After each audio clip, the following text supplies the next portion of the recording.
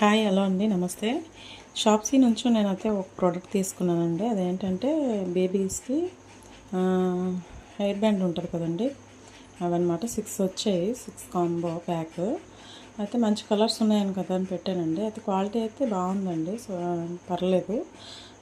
ఎక్కడ కూడా పాపకి ఇదనేది ఇచ్చింగ్ లాగా వచ్చేస్తుంది, పెట్టుకున్న తర్వాత గుచ్చేస్తుంది అని ఏమైతే ఏం లేదు.